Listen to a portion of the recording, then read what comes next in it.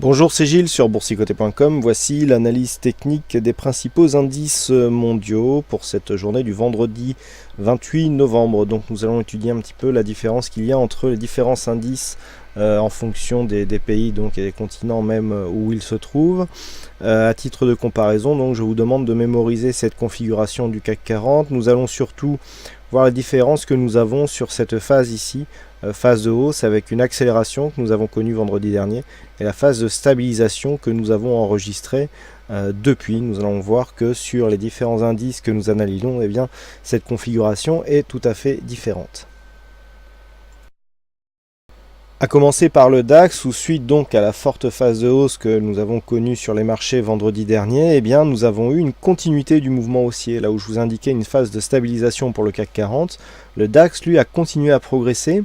Alors, je les ai laissés exprès. Je vous dis souvent que sur une rupture en breakout, eh bien, l'extension de Fibonacci ici à 161,8%, eh bien, s'avérait être un bon objectif, mais que plus rarement, le second objectif à 261,8% peut être touché.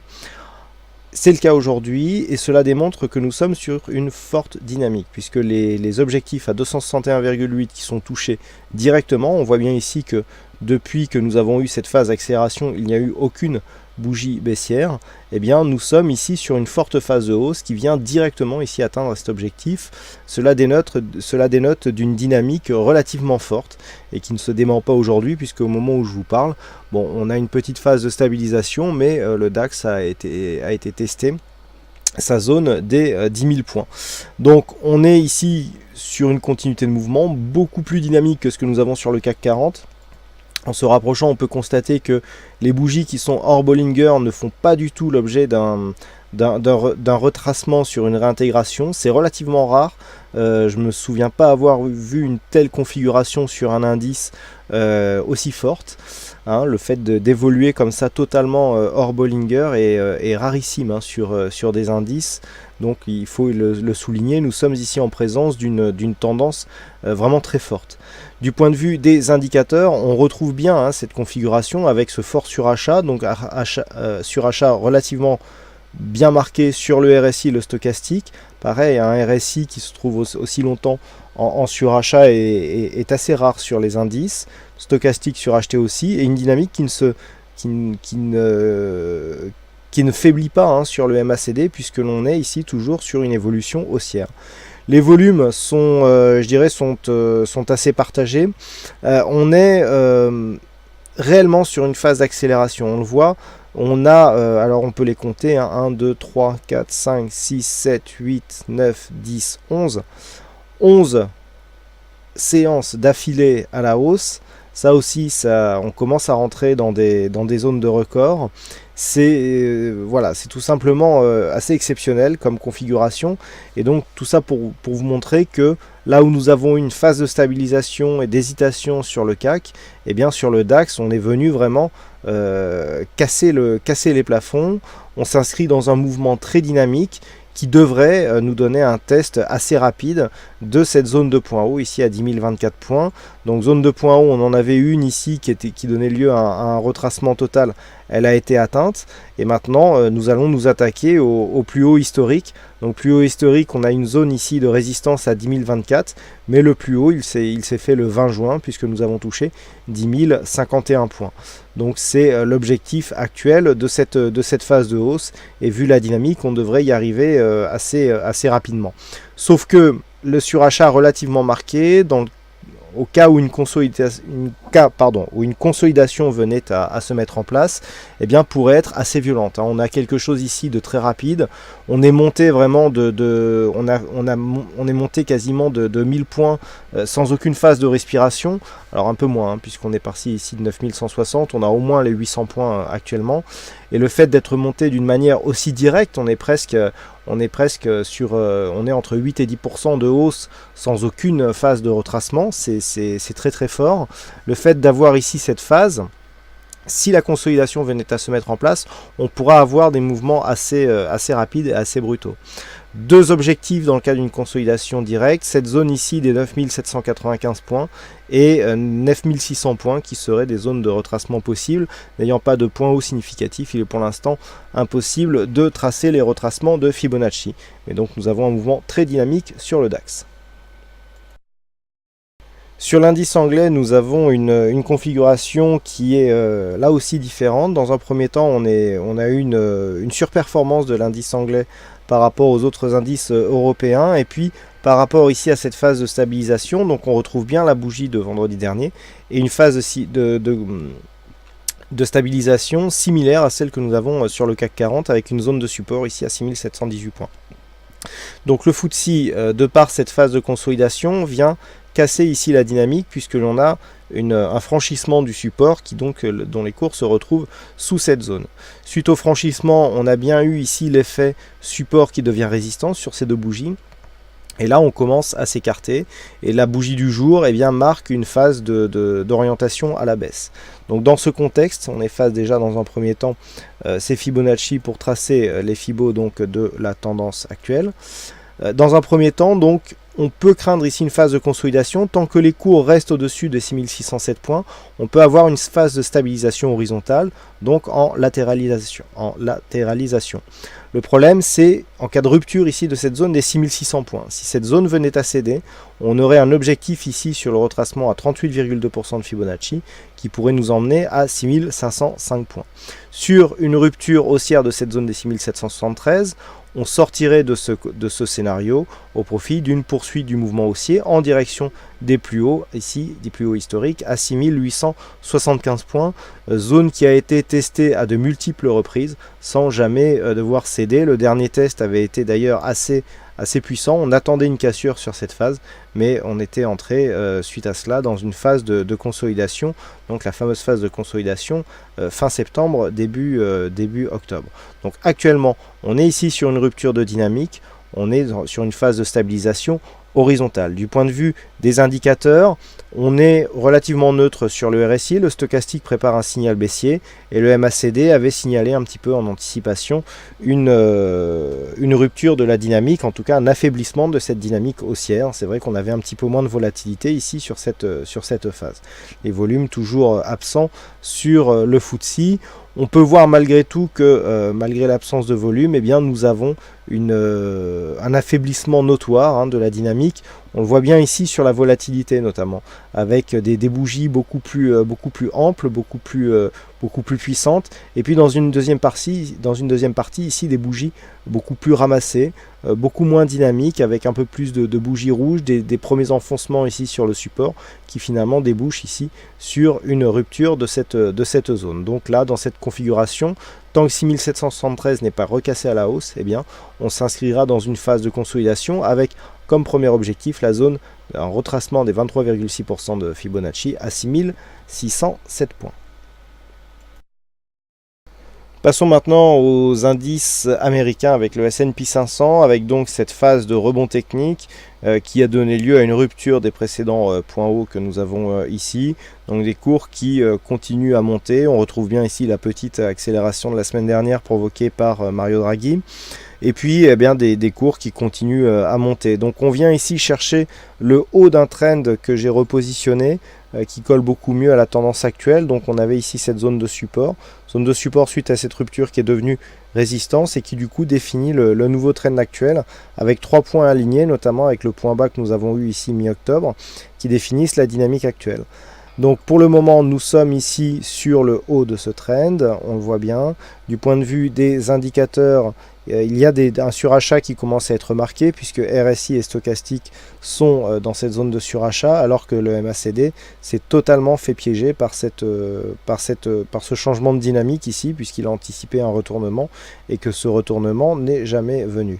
Donc on est ici sur une phase de continuité, certes beaucoup moins dynamique que la première phase ici. On retrouve un petit peu la configuration du FTSE avec cette première partie dynamique et cette deuxième partie qui l'est beaucoup moins.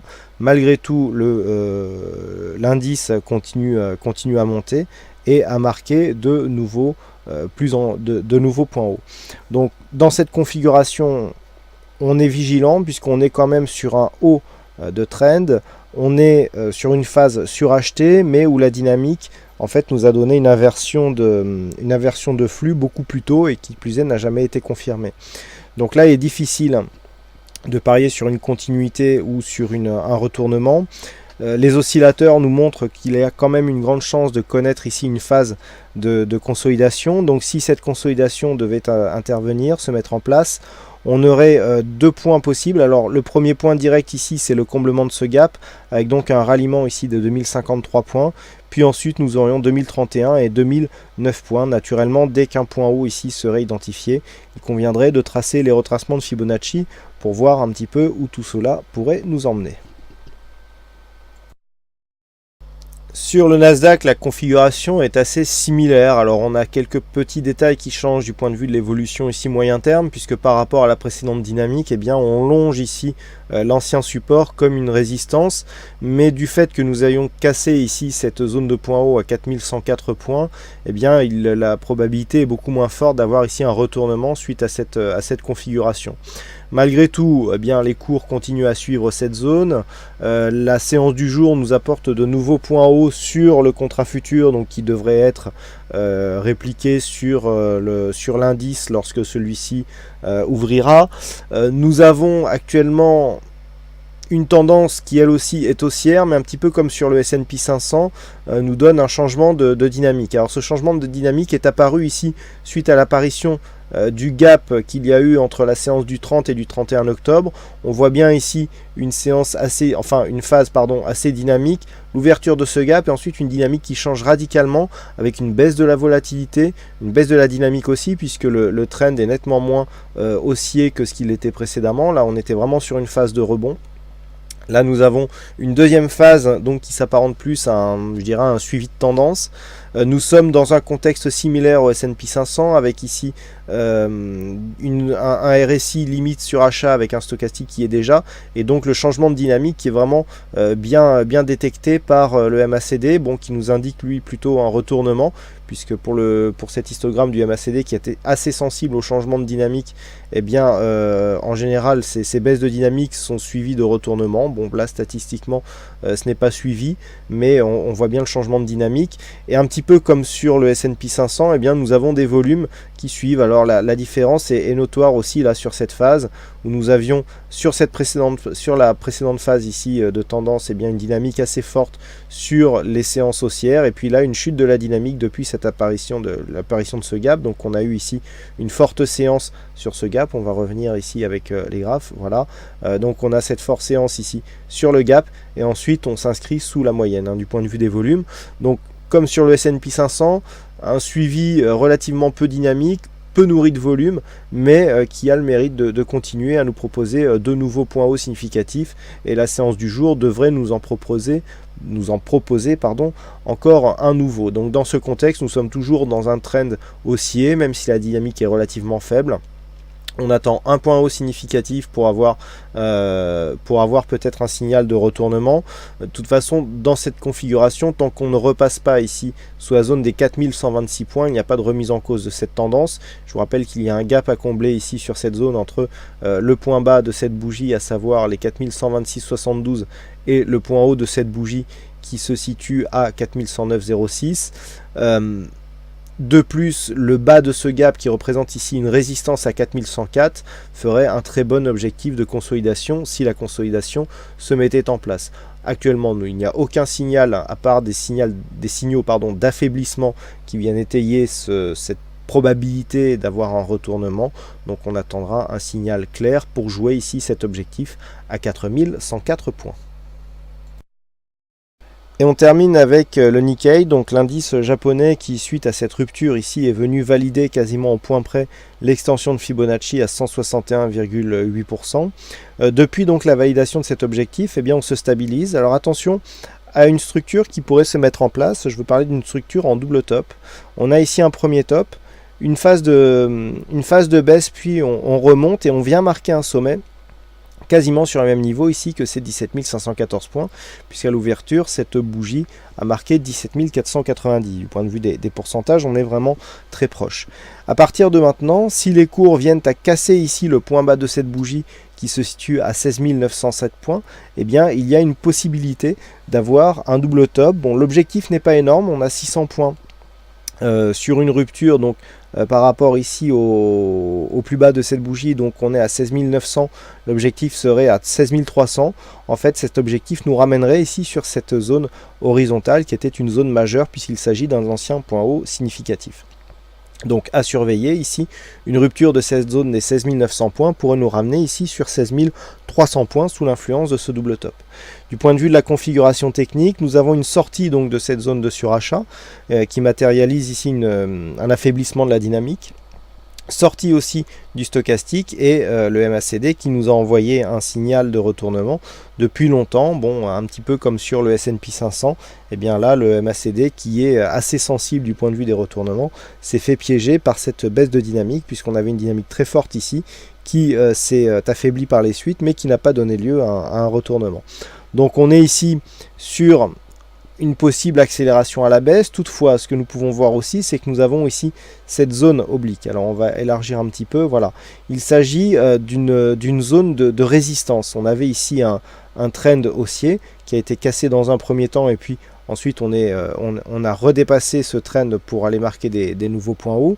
Alors normalement il ne serait plus significatif, sauf que lorsqu'on se rapproche maintenant, eh bien, nous pouvons constater que le haut de ce trend qui était précédemment une résistance se transformer en support. Regardez comment nous avons franchi ici cette zone. On va enlever les indicateurs, voilà. On a franchi cette zone sur un gap et depuis cette zone ici, hop, vient s'imposer comme zone de support. Donc ça c'est assez intéressant parce que ça démontre que nous sommes toujours sur une poursuite de dynamique haussière et que malgré ici ce petit affaiblissement, la tendance elle est toujours en cours et donc toujours orientée à la hausse. Donc tout à l'heure je vous ai parlé d'un possible double top. Ce double top est valable tant que cette zone ici des 17 520 points n'est pas recassée à la hausse, hein, puisque c'est le point haut significatif du moment. Voilà donc pour cette analyse des principaux indices mondiaux. Il ne me reste plus qu'à vous souhaiter à toutes et à tous une bonne semaine, bonne chance dans le prochain trade et on se retrouve donc dès vendredi prochain pour votre prochaine analyse des principaux indices mondiaux. Bon week-end à tous.